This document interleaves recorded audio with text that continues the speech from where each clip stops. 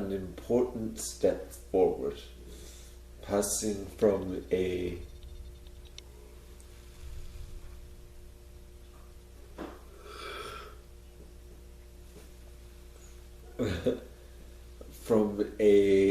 purely physiological, mechanistic, to a biological approach that considers the organism as a whole and analyzes the biological sources of love and hate.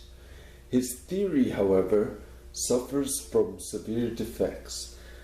It is based on rather abstract speculations and offers hardly any convincing empirical evidence. Furthermore, while Freud brilliantly tried to interpret human impulses in terms of new theory, his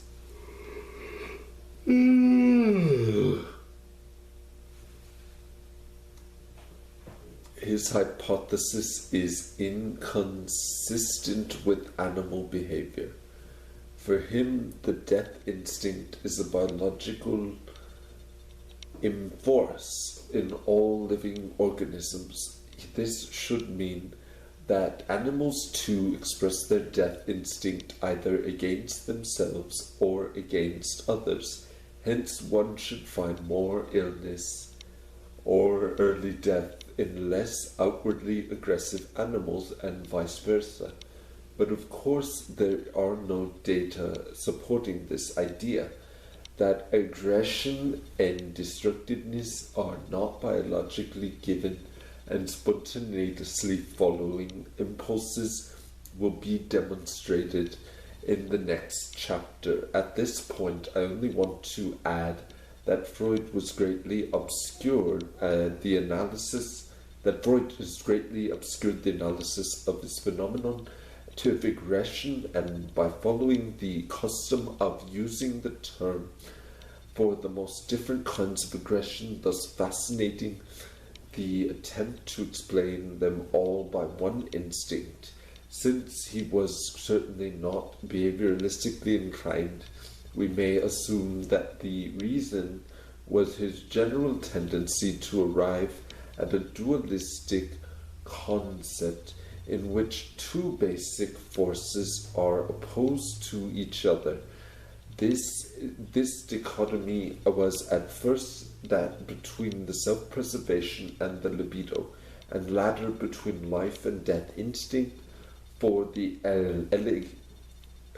elegance of these concepts, Freud had to pay the price of subsuming every passion under one of the two poles, and hence of putting together trends which in reality is theory of aggression.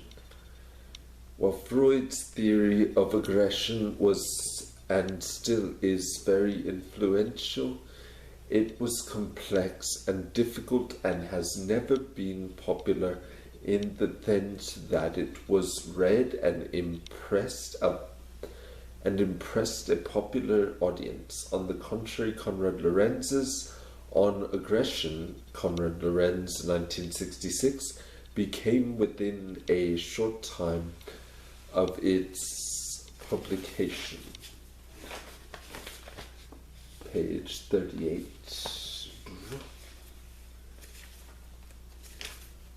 Yeah. Okay. Yeah. Boom, boom. Okay, the reason for this popularity are not difficult to discern.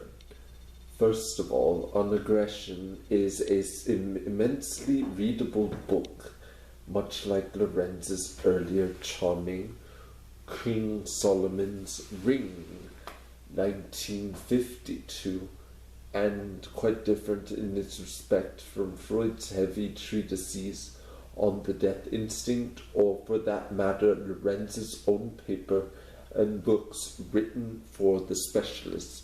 Furthermore, as was pointed out earlier in the introduction, it appears to the thinking of many people today who prefer to believe that our drift towards violence and nuclear war